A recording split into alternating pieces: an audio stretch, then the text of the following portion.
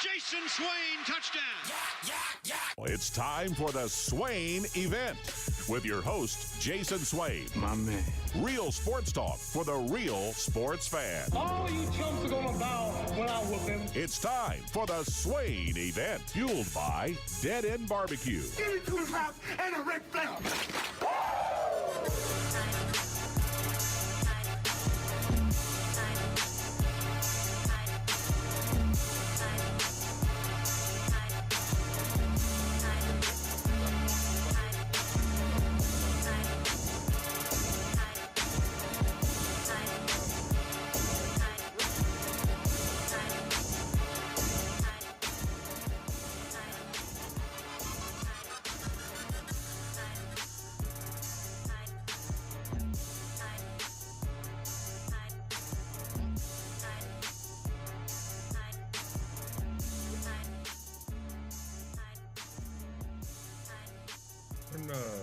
Turn that intro music down. I think it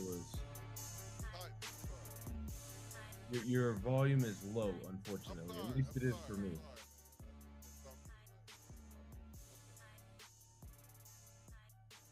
I'm struggling to hear you. You are struggling to hear me. There you go. That's better. All right. What's up, man?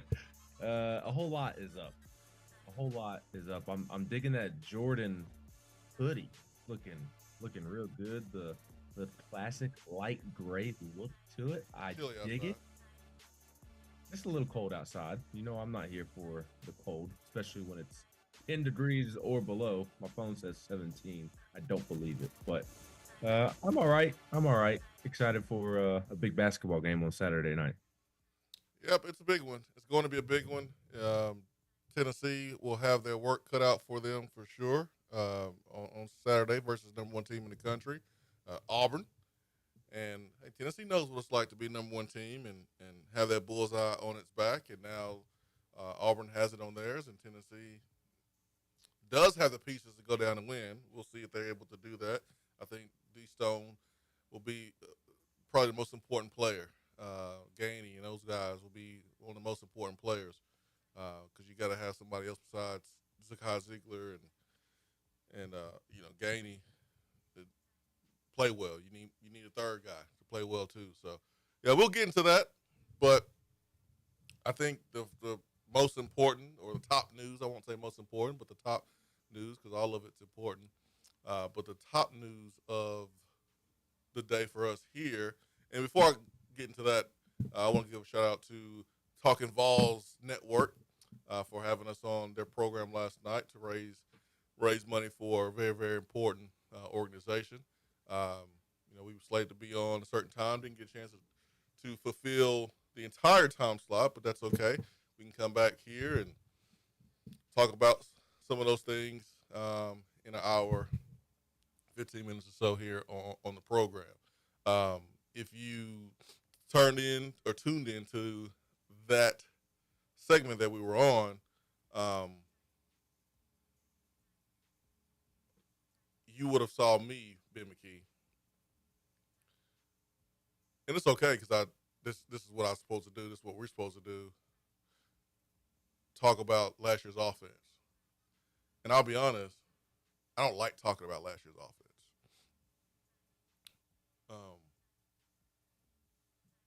Because it's not positive. That just means I don't mind talking about stuff that's not positive, but I just don't. I prefer not to continue to talk about it over and over and over and over and over and over and over and over because it's frustrating. It really is. And the reason why it's frustrating because one thing that drives me crazy is football fans dumping on the quarterback. And so you have to kind of delegate, all right, what was the issue? What was the issue here? What was the issue there? And then when you do that, folks get in their feelings, man. Folks get in their feelings. And so I just prefer not to continue to harp on the offense and like to discuss what needs to happen to be where we need to be. And so that's what you saw last night. And big thanks to, again, the opportunity for those guys. They're doing some really good stuff, good content, and more platforms talking about Tennessee. I think it's awesome. Anyways, And I will share. And Swain, your volume is fluctuating, kind of going up and down on my end. Not sure if that's coming through on the broadcast. People can let us know okay. on the text box. I know I mentioned something on Tuesday, and Hunsucker immediately chimed in and said you sounded fine. So let us know if you are having trouble hearing Swain. But Boogie, Bentley, and the Talking Balls Network, Coach Jay, their program last night that went well over 3 hours had multiple guests, media members. Uh, Brian Staley was on there. Jaden Lofton, Tennessee signee, was on there. I should say Braylon Staley, Brian's his dad. Softball player. Parents on now? What's that? So we got parents talking. Woo. No, it was the player, but I said his dad's name. No, I said Brian. I meant to say Braylon. Braylon was on there, if I'm not mistaken. But just a lot of different, really cool people were able to join last night for the Fisher House. And for those who are not aware, the Fisher House is essentially a comfort home of sorts for military veterans, families of current members, active duty members of the military, veterans. I mean, it serves a lot of different purposes, but in a sense, in a simple way, it's a house that can be provided to a family whose loved one that's either active duty or a veteran is going through medical issues or anything along those lines. That it's a house for them to stay in of sorts, and it's intended to be a peace and comfort for those families. So it's a great cause. When my dad was stationed in Fort Bragg, North Carolina, back when I was in middle school, it's not even called Fort Bragg anymore. I think it's Fort Liberty now or something like that. But my house was right next to a Fisher House, so I saw plenty of families coming and going. It's a really cool initiative, and Boogie asked me to come on each and every year, and I appreciate him doing so once again last night. Swain, not sure if you can hear me, but Double J did say Ben is a little louder than Swain coming through on the app, but not fluctuating for him. So hopefully that helps. And whatever you just said, you do sound better on my end. All right, let's get to it then, man. Let's get to it. There you go. We got a lot to get to, and I know people are gonna be hitting us up, hitting the text box. We're gonna have a good conversation. It's gonna take a lot of time, so let's get to it. My bad. I don't know what's up, but whatever. We need offensive lineman, don't we? Yes, and I hear one is visiting this week, starting today. So this is why I think it's a perfect match. The moment the news came out that he was hitting the portal, I feel like it was perfect. Ben, you have a guy that's championship level. He was good enough to beat out 2 upperclassmen in fall camp for Notre Dame. Eventually got squeezed out. That's what competition does. And Notre Dame's offensive line, super deep, super talented, really good. And so there's no shame in getting squeezed out off an offensive line that competed for a national championship, man. And so no reason to be like, oh, he didn't start for the whole season. He got beat out. So what? If he's better than what you have, let's ride. And I think he is better than what we have. And so it's a perfect match in those terms. Also, Ben, he's a guy with multiple years of eligibility, something that this staff values. And you should value. Like 1-year stopgaps, I mean, it's good to plug a hole, but I would rather plug a hole knowing it's going to be taken care of for more than just 1 year. And so Tennessee can do that with Pendleton, okay? Third, from his hometown in North Carolina to South Bend, it's like 10 hours. From his hometown to Knoxville, it's 4 hours. 4 hours. So you're closer to home. You're going to start immediately. All this, well, we'll see what happens. Whatever. He's going to start immediately. He's going to have 3 or 4 years 3 years of eligibility. He's going to play in an offense that, yeah, it's a little different than what he's played at Notre Dame, but the emphasis on running the football is still the same. Tennessee has had 2,000-yard rushing seasons as a team for the last couple of years, so we are a run-first football team, and he's going to compete against the best of the best each week. The competition is going to be a little bit better than it was where he was playing Notre Dame. Even though Notre Dame plays some good teams during the season, I think the competition at Tennessee will be a little bit more difficult for him, and it's going to help opportunities for him to bolster his draft stock. So I think it's a win-win. The only thing here, Ben, that you got to figure out is probably the most important thing. That's the money, right? I would assume so, and I liked Cole Kublik's tweet yesterday. What do you say? He quote tweeted one of the tweets about Sam Pendleton, the Notre Dame transfer offensive lineman, and said I would take him just on his face mask alone. It's that old school vintage face mask that you would see from a lineman or a linebacker back in the day, and I'm with Cole on that one. Man, he's got the old school look to him. Where can he sign? Tennessee signing 30-year-old, 40-year-old running backs and offensive linemen that look like they belong in the 50s and 60s. I think that's a great first step to get the offense back to what it needs to be, Swain. I prefer to be good, though. Is checking those boxes. So can he be good, though? Can he be good, too? Is that okay? yes, that would be important. And I like that he has multiple years of eligibility as well. He was a redshirt freshman this past season, started the first 7 games at left guard. You mentioned that he kind of got squeezed out there a little bit. We'll see what comes of it. It seems like Tennessee is in a really, really good spot from the jump. It seems like there's a great opportunity for him in Knoxville. You listed off some of the bullet points that make a lot of sense. My only question is he good? Is he good? No. If he is he better? Well, remember, I think in this instance it kind of goes hand in hand. Well, I mean, hey, does Tennessee have good offensive linemen? Ben, there's a lot of good players that play college football, but if Yes. he's not better than what you have, then why bring him in? No, I agree. Yeah. My point is that Tennessee does not have good offensive linemen, so if he is good, it would be better than what you have. That was my thought process, but you're right.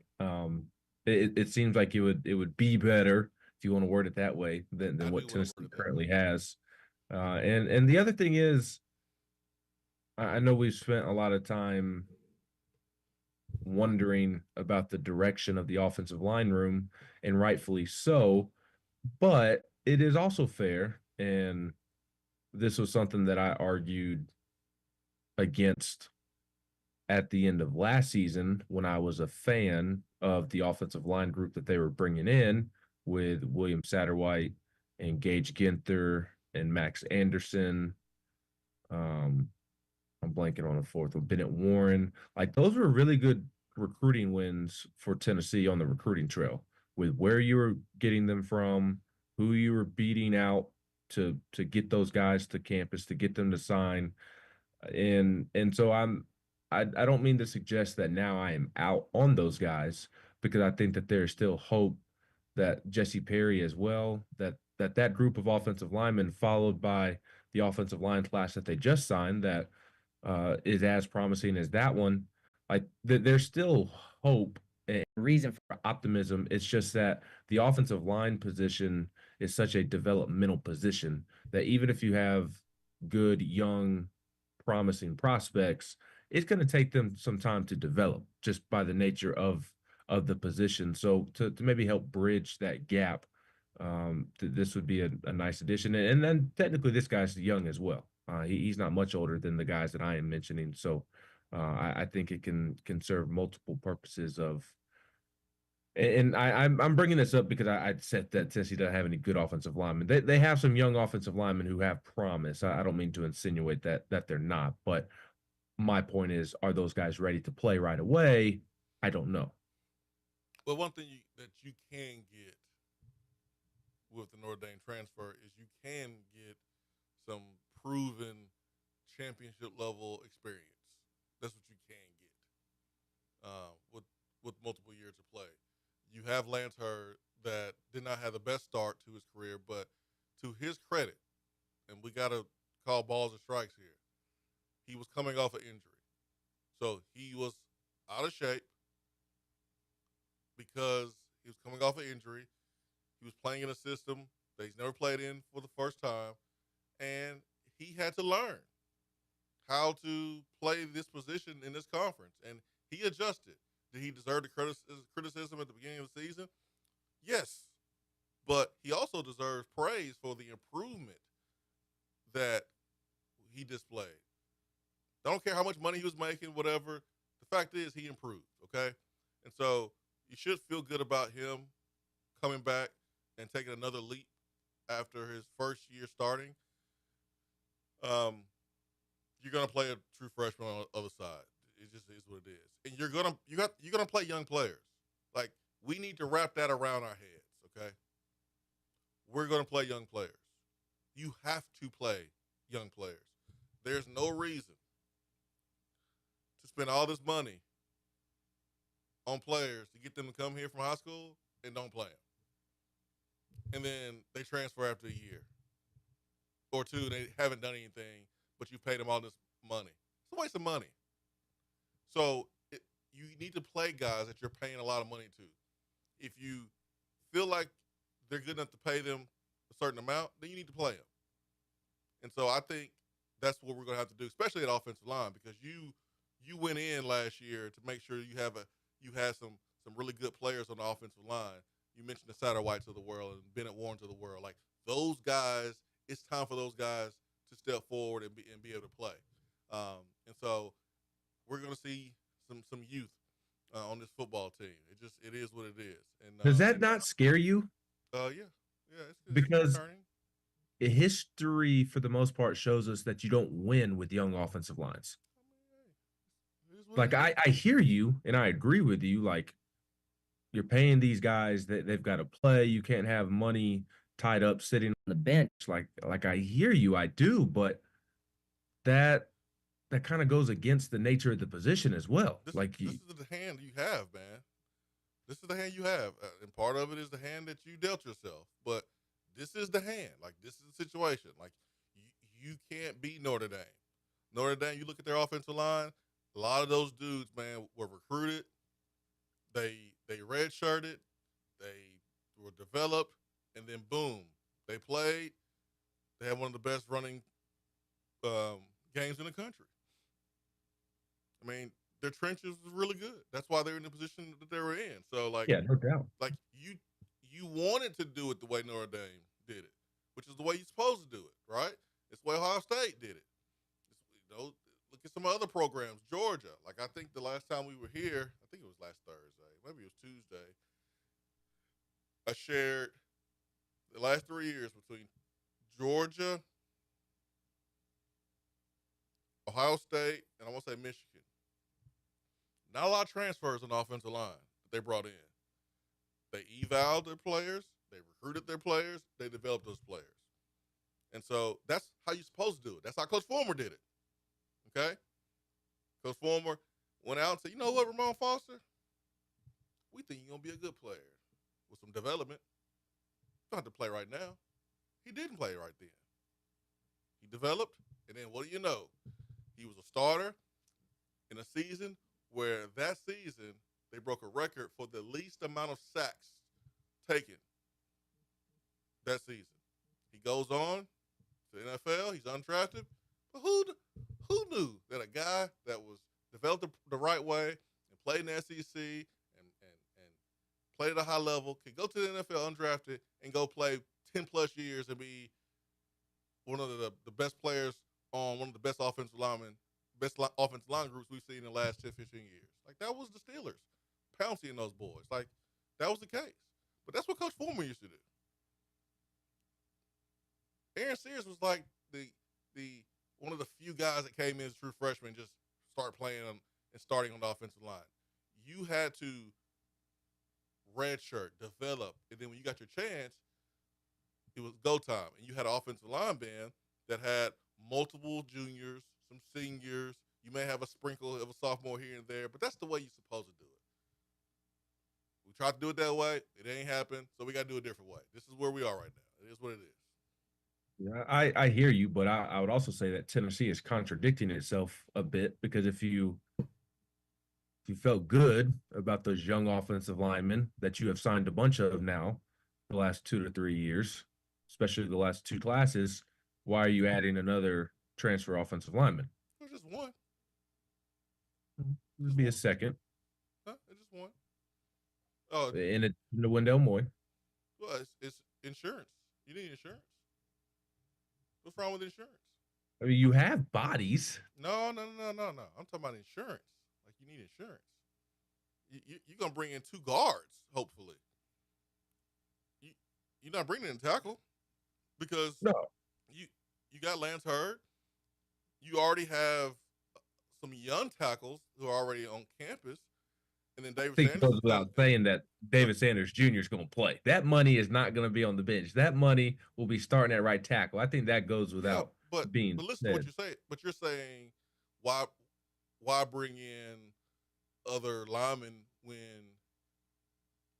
you said you felt good about the linemen that you have? Insurance. Yeah. That's why. Like Karch, you don't know if he's going to get a 5th year, and even if he does get a 5th year, I'm sorry, he's not Jerome Carvin to me. He's a guy that has had injury history. You don't know what you're going to get. You don't know if he is going to be available. And so you got to get somebody in here just in case he doesn't get a 5th year, just in case he gets hurt, if he comes back. So insurance is the reason. You can't afford not to give Nico the tools he needs to be successful. Absolutely. Yeah. Absolutely. I'm all for it, totally with it. I'm all for going and getting multiple transfer offensive linemen instead of relying on the guys that they signed because I don't trust them with the guys that they signed. I don't trust them to have those guys ready to play. I'm for putting that money on the bench. And when I say that, I'm not talking about David Sanders Jr. I'm talking about the others that have been signed in the last 2 years because I don't trust Tennessee to get them ready to play by the season opener in Atlanta at Syracuse. So I'm for bringing in 3 or 4 transfer offensive linemen for insurance. It also does contradict the whole Fair. getting young guys that you did sign on the field. I mean, fair. I think that's fair. I think that's fair. And it's Tennessee is to blame for it because they have not done a good job of like the Williams Satterwhites should not be asked to start in year 2. Like if Why he not? does, great, because that's out of the norm. Most offensive linemen are not doing that. But if he's good, why not?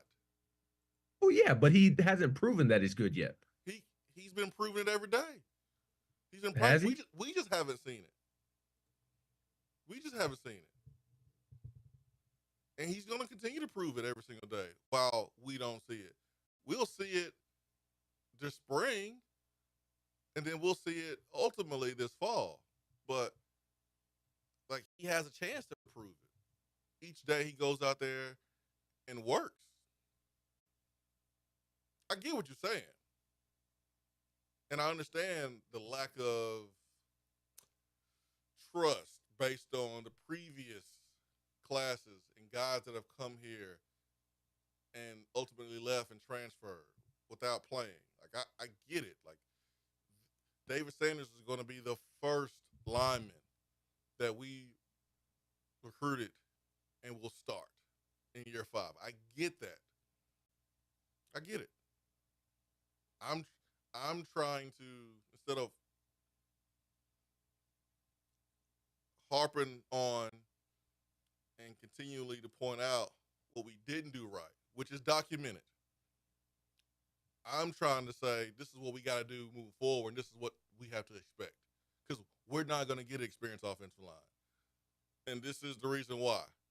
January 23rd, 8/27. This is the reason why we've had that. What do we need to do moving forward? Well, you got to have guys like William Satterwhite be ready to play, Ben. That's what you got to have. You got to have these freshmen that you spent a lot of money for in last year's class. Remember, you said, I said it too, but you love the offensive line class. Mm-hmm. You really liked it. You gave props to the staff. You gave props to Ellaby for the offensive line class because people were ripping on Ellaby, and you defended him and you said, "Hey, this is a really good offensive line class." Okay, all right, let's play him. You should better play in year 2. Somebody should be able to play year 2. I mean, you got Satterwhite 6'3", 300 pounds. He was an early enrollee last year. So he had last spring, summer, fall, this spring, summer, fall.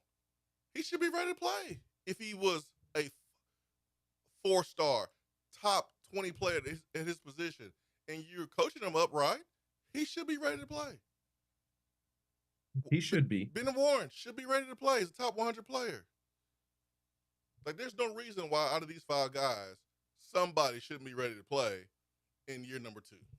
I'm with you. And the point that I was trying to make was not to cast doubt on William Satterwhite because I don't have doubt.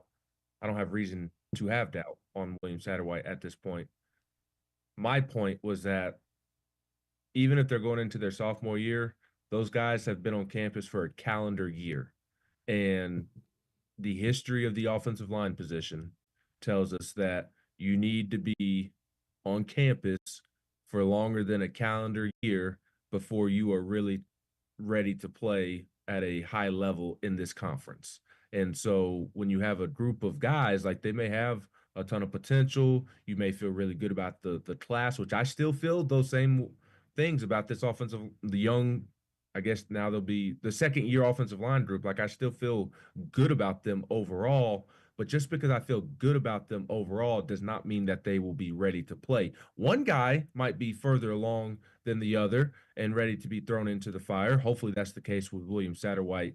But traditionally, history tells us that you're not going to have a collective group of success with that young of a group. And that is why I would be for bringing in as many transfer offensive linemen, even though the Notre Dame transfer is going into his redshirt sophomore year. He's still somewhat young to a certain extent. He's got more experience than the other guys, and that makes me feel better about him than what Tennessee has in-house. So I'm not at all trying to cast doubt or disagree with you at all. I'm just saying, like, when projecting the offense, it doesn't make me feel good about playing a bunch of young offensive linemen because typically that does not work out well for an offense. I get it, but this is where you are. So you went out, you paid some big money for David Sanders, who looks like he's going to be a Trey Smith type. You go watch him play, because I like watching dudes play. I don't like just trusting the recruiting services. I play football. I know what it's supposed to look like, so I like to go look at it myself. And plus, I was in the same business they were in, so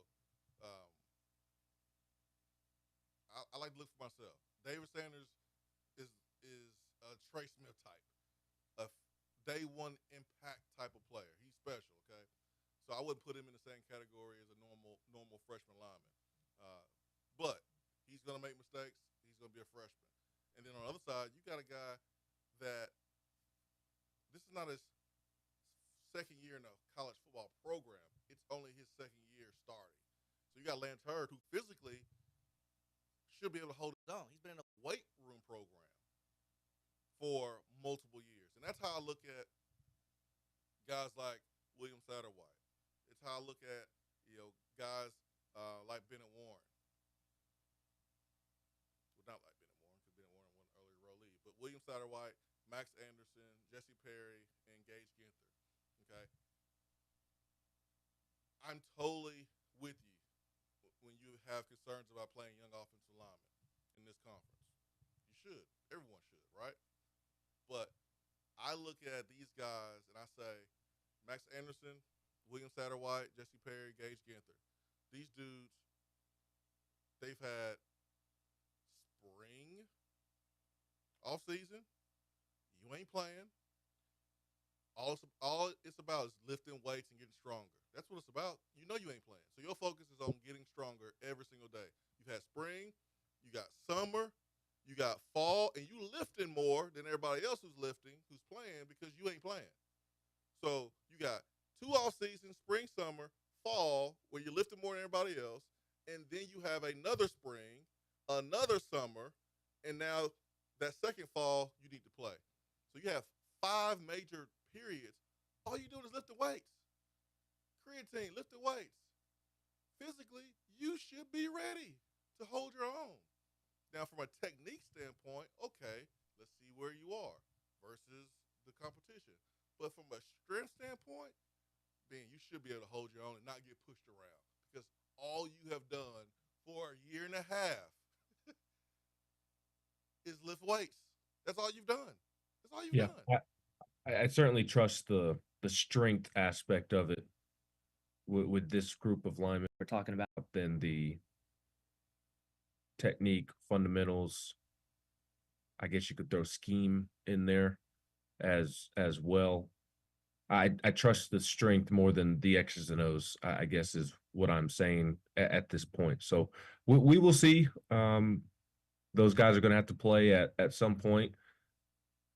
You'd like for them to be a bit older before throwing them into the fire, but Tennessee has shot itself in the foot one too many times to where it has put itself in the position that it is in now, as you have pointed out correctly several times. So that they don't have a choice but to go the route that they are going. And if you're able to get the Notre Dame transfer lineman in the boat, then you are going to have a bit more experience than what it looks like on the surface when you entered the offseason. It's a double-edged sword. Like, okay, it's not ideal, but here's an awesome opportunity. Yeah.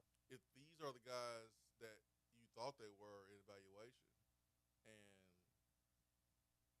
you develop them, and they come in and they're kicking ass as redshirt freshmen, you set.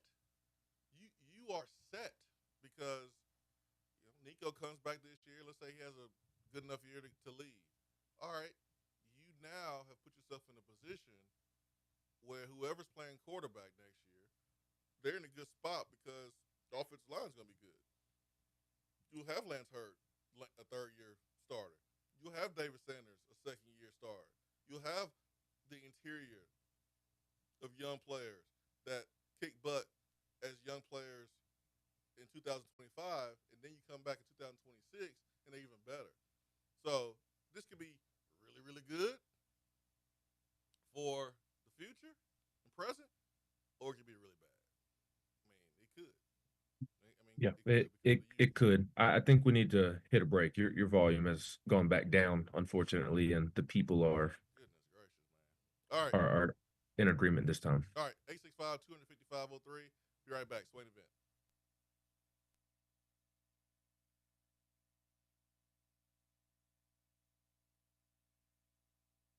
You're listening to the Swain Event. You don't say. Fueled by Dead End Barbecue.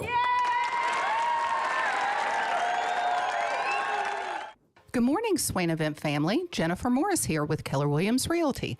Thank goodness it's football time in Tennessee. When the Vols do well, Knoxville does too. There are so many great reasons to fall in love with East Tennessee, and if you're making a move to the area, I'd love to help you find your new home. Just give me a call at 865-694-5904 or check out my website at nextmovesmokymountains.com. That's nextmovesmokymountains.com, and go Vols. Fellas, there's a lot of people talking about testosterone, but do your homework and go to a provider that you can trust. I recommend Low T Center. It's where I get my levels checked. At Low T Center, they make it quick and easy. You walk in, take a simple blood test, and you'll get your results back in about 25 minutes. If you've been feeling tired, grumpy, have noticed weight gain, loss of muscle mass, you may have low T levels. Go to lowtcenter.com to book your appointment online. That's lowtcenter.com. Low T Center, reinventing men's healthcare. When you are craving some quality barbecue, there's only one place to go. Dead End Barbecue. Dead End Barbecue has been featured on ESPN's Taste of the Town, the first barbecue restaurant on the SEC Network, CBS Sports, Headline News Tailgate Show, Amazon Prime's The Restaurant Comeback, Food Paradise, and named one of the top 100 barbecue restaurants in America. The search is over. Dead End Barbecue is located on 3621 Sutherland Avenue right here in Knoxville. You can even have it delivered right to your door through Chow Now. Visit their website at deadendbbq.com. Dead End Barbecue. The search is over. Chevy truck season at Beatty Chevrolet means save on a new 24 Chevy Silverado 1500. Now $10,000. All right, Swain Event, fueled by Dead End Barbecue, top 100 barbecue restaurant in America. Ben McKee, Go Vols 247. I'm Jason Swain. All right, let's hit the text box.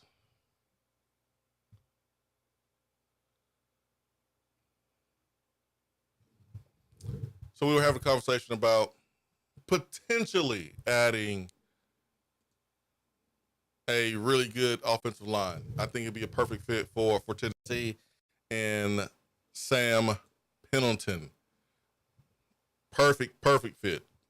But it has to make dollars. It has to make sense. And I guess that's where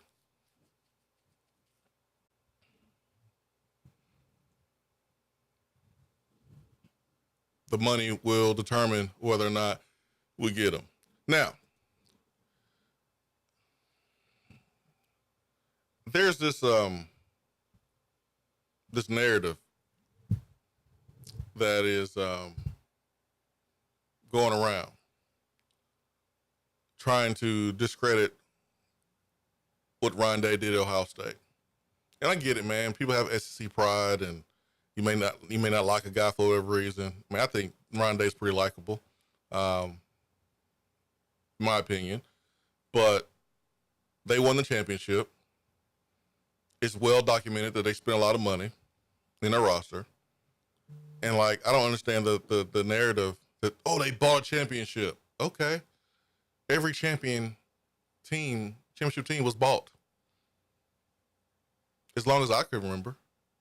If you pay for multiple players to come to your school, or you pay for players not to go to the NFL, because that used to be a thing too, under the table, and you win a championship, you pay for your team.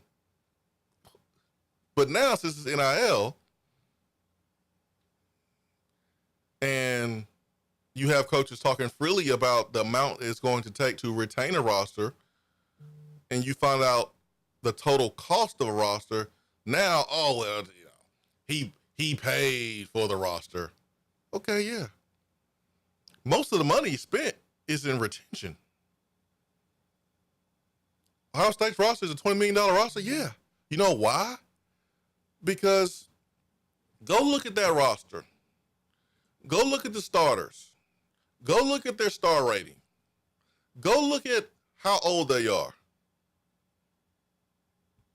They're good players that Ryan Day and Ohio State had to pay to keep.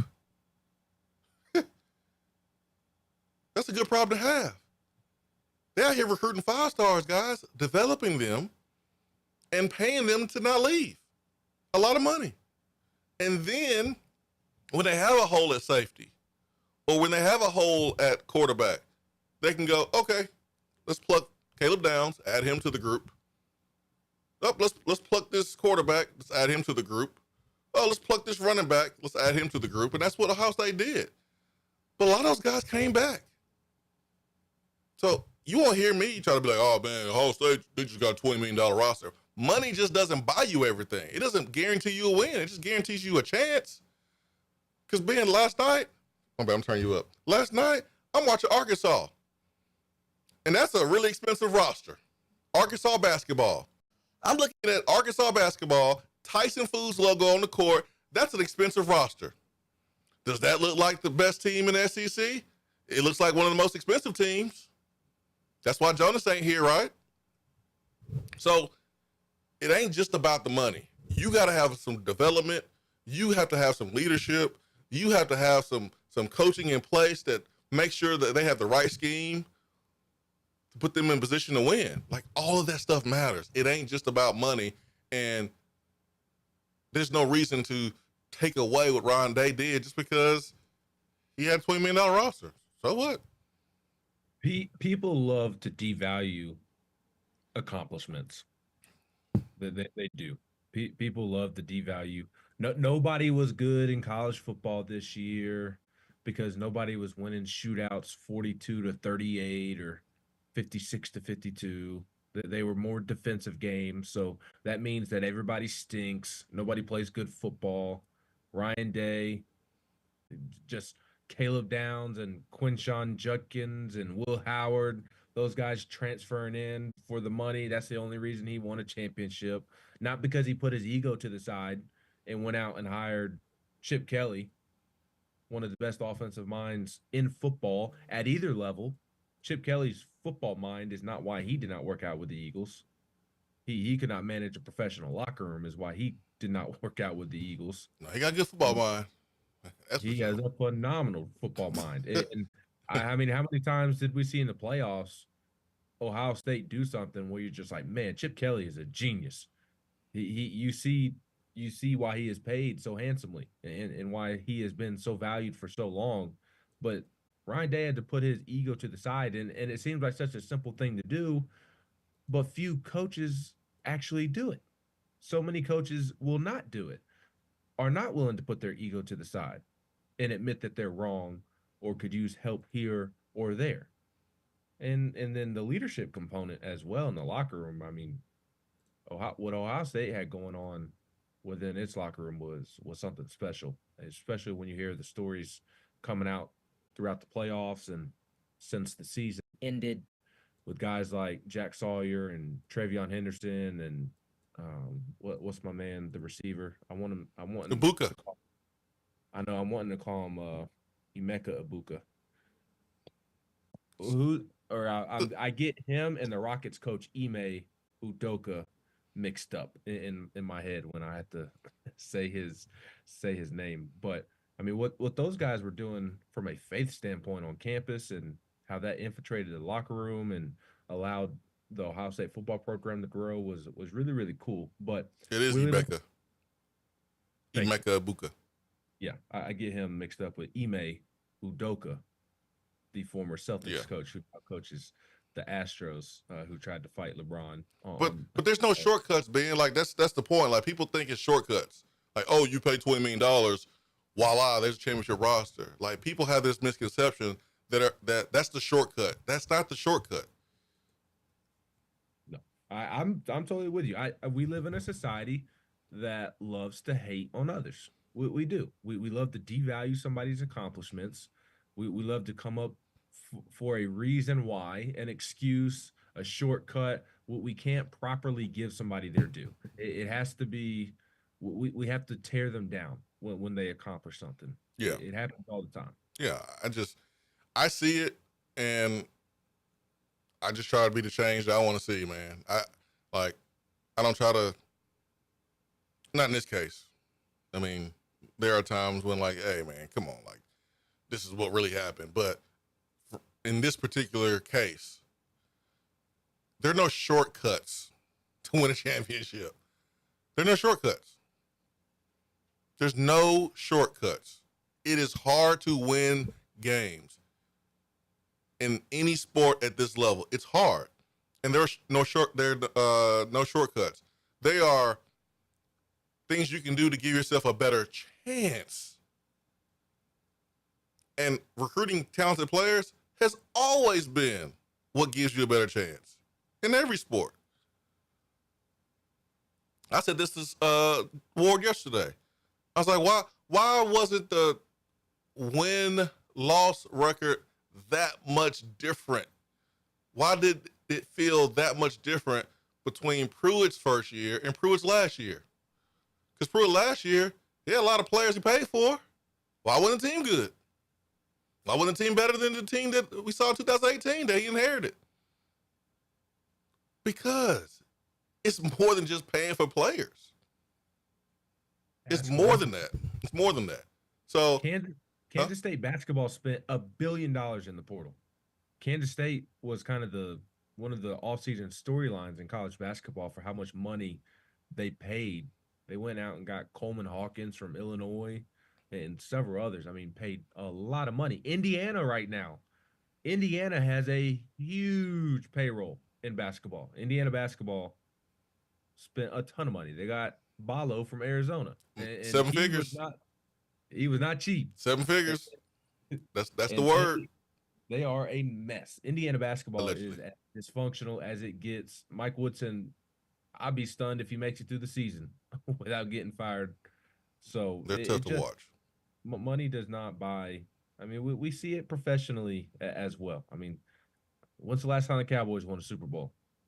Played in a Super Bowl. Money does not guarantee you anything. Gives you a chance. If you spend money, it gives you a chance. Like the Rams a couple years ago, like they went all in, right? They went all in, and it gave them a chance. But they still had to execute. They still had to have good coaching, leadership. It just gives you a chance. That's it. Just a chance. All right, Nathaniel on the text box. First, Neil Mafia says, blah, blah, blah, blah, blah. F Ohio State. That's what he said. Neil Mafia, 846. I'm just saying, Neil Mafia, you know it's right. Listen, I would rather make these points about Ohio State than to be making these points about Georgia and Alabama. I think you would agree, Neil Mafia. Because we've had to sit back after the championship game. We do this every year. Man, how can we be like that team? How can we be in that position? And we've had to have the same conversation about what Nick Saban was doing right and what Kirby Smart was doing right. At least we don't have to do that. We can talk about Ryan Day, all right? So, Nathaniel says, Swain, I've been meaning to ask this. One day while you were out in December, someone called into your afternoon show and said they felt like Heupel feels like he has to be the smartest guy in the offensive room. I haven't gotten that vibe from him, but I could be wrong. And your conversation about coaches burying their ego made me remember this. Do you think that's true of Heupel? All coaches got ego, and Josh Heupel is very, very, very protective over his offensive philosophy, and he believes in his offensive philosophy. I don't get the sense he feels like he needs to be the smartest guy in the offensive room. So I don't have that feeling. I do feel like, based on, and maybe this does mean he feels like he's the smartest guy in the room, but I do feel like he feels like he doesn't have to hire big name offensive guys with strong recruiting ties and history of developing certain players, because he feels like with his system, he can just hire from within. He's done it 3 times. So that's the only point I could make that could support that, Nathaniel, but I don't feel like he has to be the smartest guy in the room. I think he allows his coaches to coach. He allows guys to do their thing. He's not a micromanager. I think the way he allowed Tim Banks to operate this year and kind of allowed the defense to lead the way would speak to that. I think if he were stubborn and offensive room, he said, feels like he has to be the smartest guy in the offensive room. I understand. I read the question. Okay. I'm saying that I think the fact that he allowed Tim Banks to, like, Heupel pulled his offense back this year because he understood the strength of the team was the defense. If Heupel, I'm saying if Heupel was somebody of ego, then I don't know that he would have done that. He would have tried to continue to put his foot completely down on the gas pedal to the floor, and continue to put the defense in bad spots. But he was willing to take a step back and allow the defense to set the defense up to flourish as much as possible. And I don't think somebody who has an ego, which would lend to the question of, does Heupel need to be the smartest man in the room? That's all kind of under the umbrella of having an ego. If that was Heupel, I don't think he's allowing Tim Banks to flourish defensively there. Heupel has an ego. We all have an ego. But I'm saying, you can't say that you don't think Heupel has an ego. Everybody has an ego. In regards to the question, if do we think that Hypo has a vibe? Like there's good egos, there's bad egos. Like some people allow their egos to get the best of them. To Nathaniel's question of does Hypo feel like he has to be the smartest guy in the offensive room? That would speak to having a negative ego. I don't think Hypo has a negative ego about him that allows things to get in the way of it. The question is understandable because the question, because there's been a lot of talk about the staff around Hypo, okay? And so the question to me is asking, where are the people around Hypo that may be better than Hypo? Because you look at Ryan Day, and Ryan Day has Chip Kelly. You look at Marcus Freeman, and Marcus Freeman had Al Golden. Al Golden, former head coach, now defense coordinator with the Cincinnati Bengals.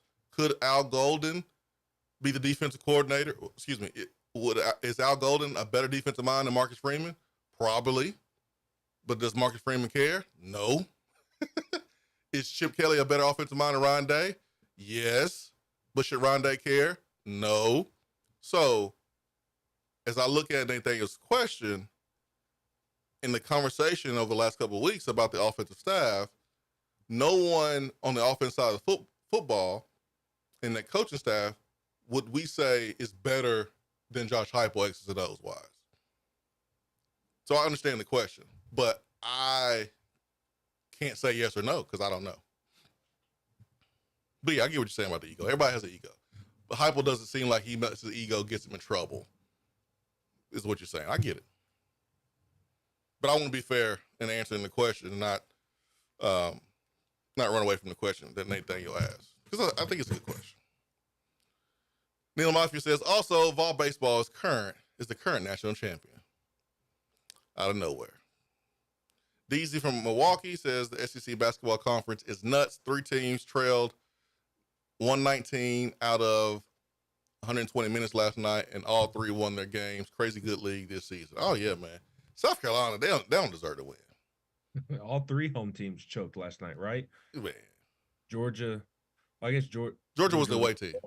Yeah, that's right. Yeah, Georgia was on the road. They choked because Georgia. I didn't get to watch any of that game. They was up like 12, 13, 14 points. Yeah, I had somebody text me and say that they choked. So Georgia choked. Ole Miss choked at home. They were up those last couple of minutes and should have won. And then A&M had a late rally.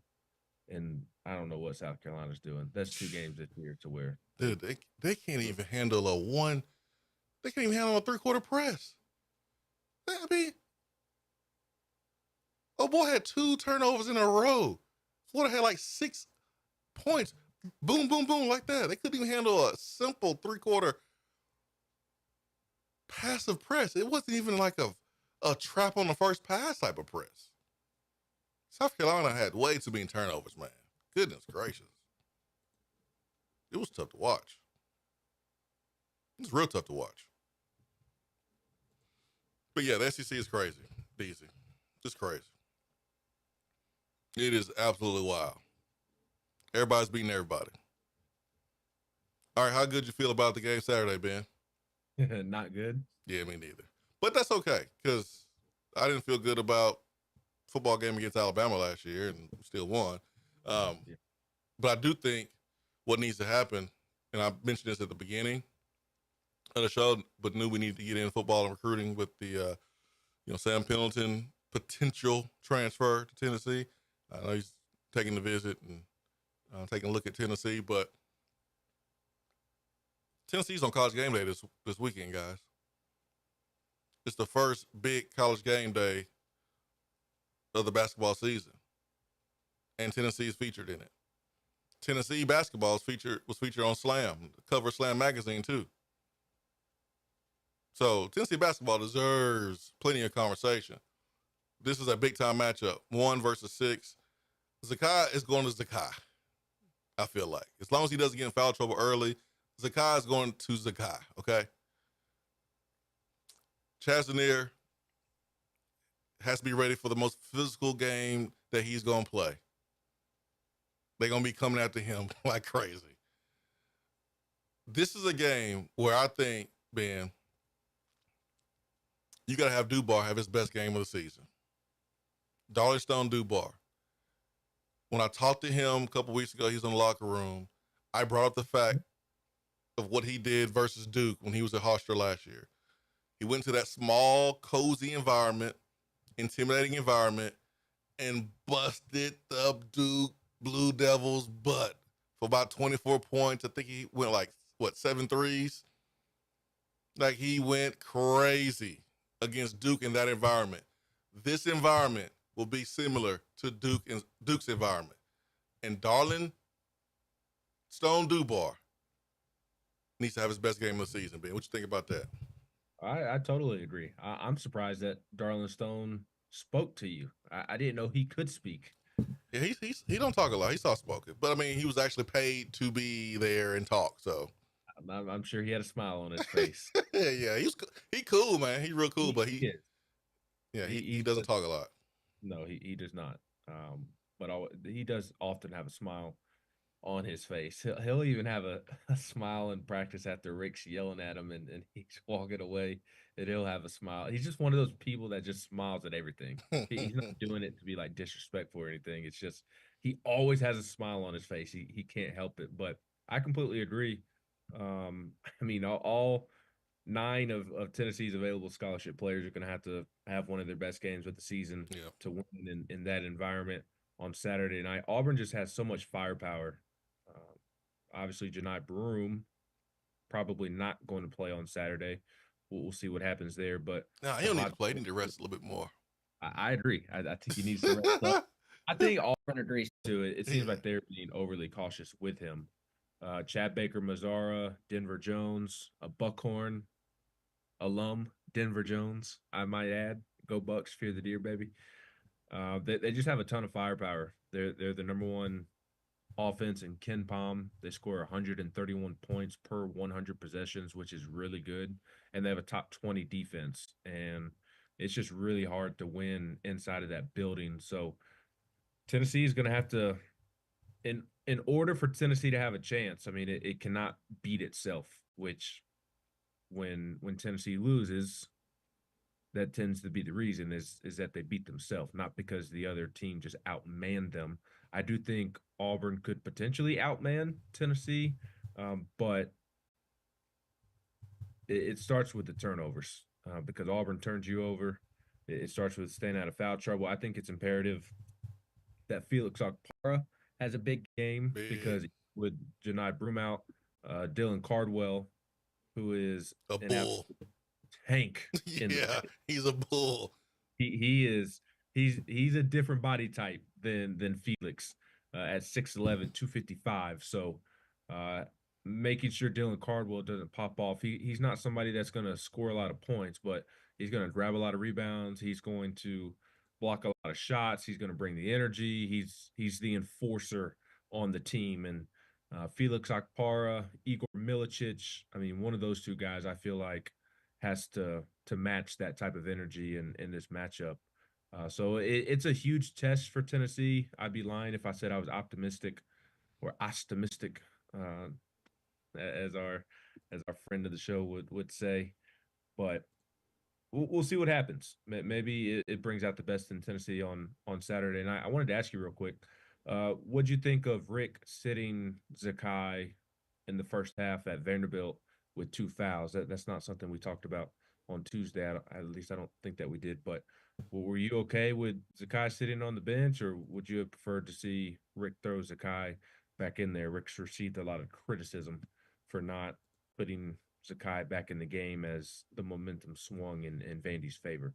I mean, I think hindsight, it's easy to be like, oh, you should have played Zakai, but it's really standard practice. If a guy gets 2 fouls like that in the first half, I mean, you try to sit him. And Zakai is so aggressive. We saw what happened when Zakai picked up 2 fouls against Illinois. Like, he wasn't careful. Like, Zakai wasn't careful at all and put you in a bad spot. So I understand Rick saying, well, I can't let that happen again. Let me be careful with Zakai because I trusted him against Illinois. He picked up one of his fouls was off of inbounds where he got caught slipping a little bit. The guy cut to the basket and he picked up a foul because he wasn't ready. And so, like, we got to factor that stuff in too. I think Rick was trying to protect Zakai. Like,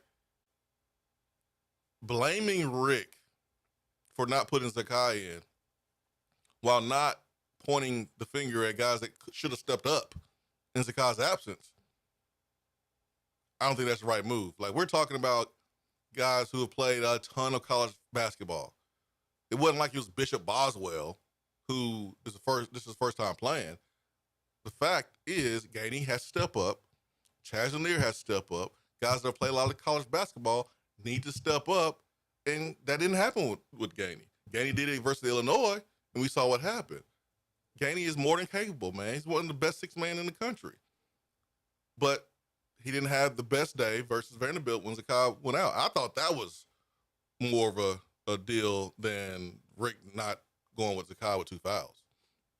Yeah, I'm in the minority here. I was especially in the minority amongst my media buddies after the game. They were dead set on just how egregious of a decision it was that Rick did not put Zakai back in the game, because the momentum absolutely flipped on its head. Like, I understand that Tennessee, although I think they were only up by 6 or so, it felt like Tennessee was in complete control of that game on both ends of the floor. They were playing really well.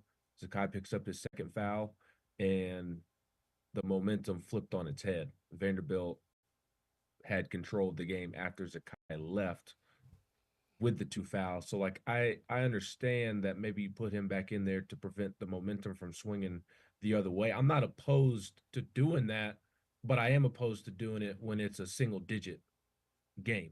And Vandy's only up, what, 5 or 6 points. I don't think, I think it would be an overreaction to put Zakai in there in that moment. You're trying to get it to halftime. You nearly had it a 2-point game at halftime until Igor put Jemai in a bad situation to foul the 3-point shooter, and it resulted in a 4-point play.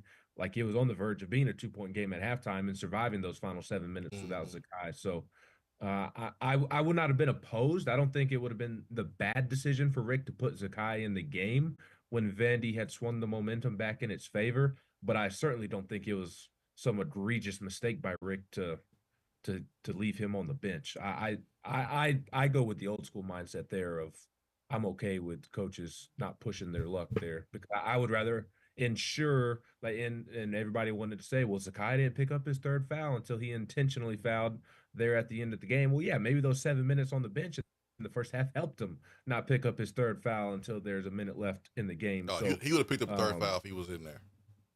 Yeah, trying to do too much. Well, I mean, tried to do too much on the foul. Well, 3-point shot. Well, he's a good defender and he's physical, and those are subjective calls where one ref lets it go, another ref calls it. Like the game against Mississippi State, like one of Zakai's fouls, it was weak, but Pat Adams called it. It was weak.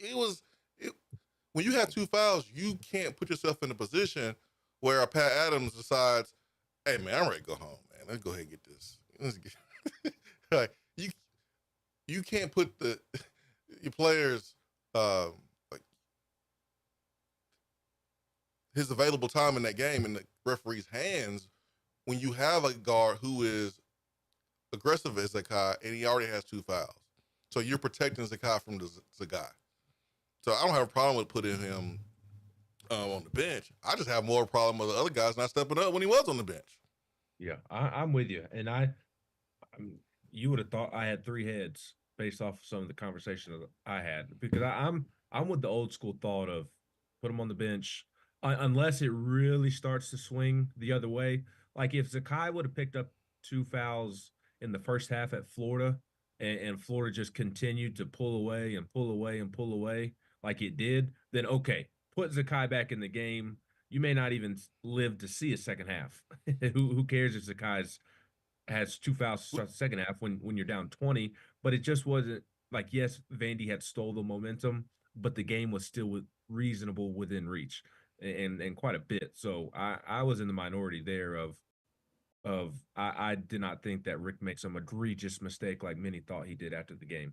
Yeah, man, I think it's okay to disagree with Rick in hindsight. Like, that's fine. Rick, he's a big boy. He can take a little criticism, and nobody's perfect. But I don't feel comfortable with only relying on Zakai to be able to win basketball games. Like, we have to be able to win basketball games like Illinois, because teams are going to say, we're taking Zakai out. Like, we're not letting him beat us. Now, I'm sure that's the game plan for a lot of teams, and Zakai still controls the games and still beats you.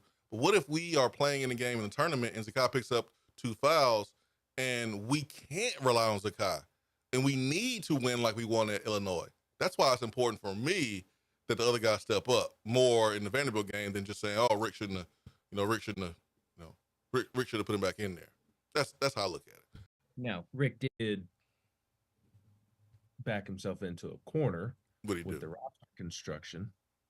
The fact that you have to, and I realize that Z is a special player, but the fact that you are lacking a true backup point guard also does hurt you in that situation, to where you are so Zakai dependent, not just because he is such a special player, but because of the roster construction, and you don't have a true backup point guard. That does put you in a tough spot as well, especially when you come out and say, "Oh, he's my comfort blanket," and all this and that. Like, it does make that a little bit of an odd decision when the other team is swinging the momentum so quickly in their favor. But again, my big thing was that it was still very much within reach. It was like a 5-point swing the other way. It wasn't in double digits yet, which is why I was fine with Zakai being on the bench.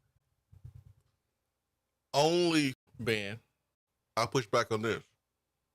And we've had this conversation about Rick not getting a true backup point guard.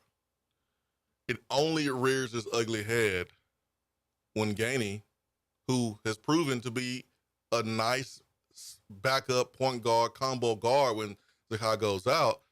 We didn't say that when Gainey hit 23 points and was 6 out of 14 against Illinois.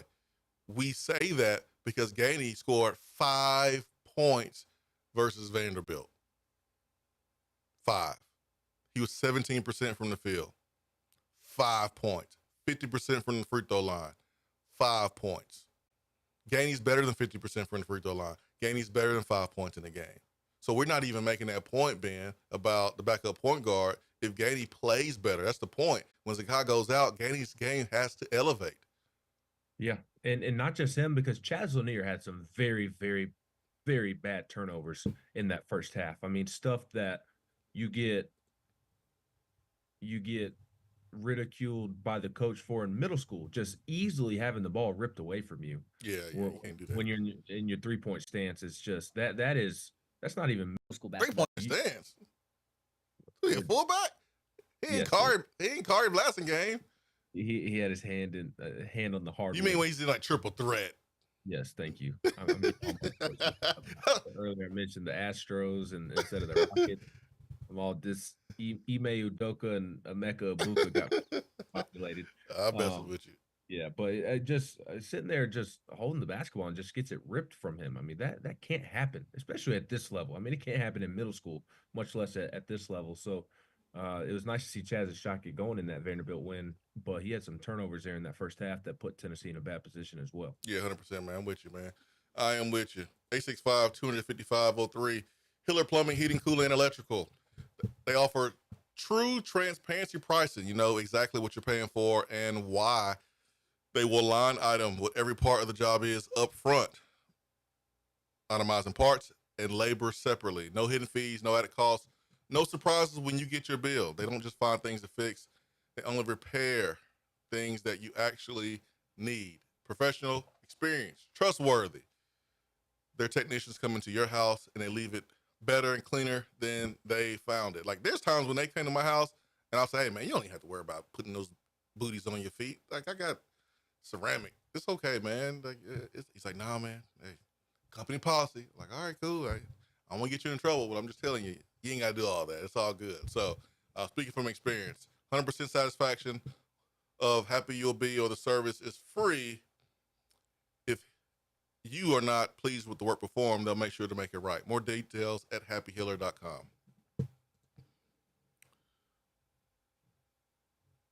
So, Ben, we got a couple more minutes before we wrap up today's show. I got a doctor's appointment in full transparency. I don't want to overshare, but I think people deserve to know why we had to wrap up a little bit early today. Well, that's why I got a doctor's appointment. And so before we wrap up, I want to hit the text box. Also, I want to let people know about Jennifer Morris if they're looking to move to Knoxville or move within Knoxville. Yeah, if they want to take advantage of all the great things that Hiller does in a new home, they should reach out to Jennifer Morris of Keller Williams Realty to help them find a new home. She can help you accomplish whatever you are looking to accomplish in the real estate world. Current Tennessee athletes trust her, former Tennessee athletes trust her. Several members of the Swain Event family trust her. My family trusted her twice.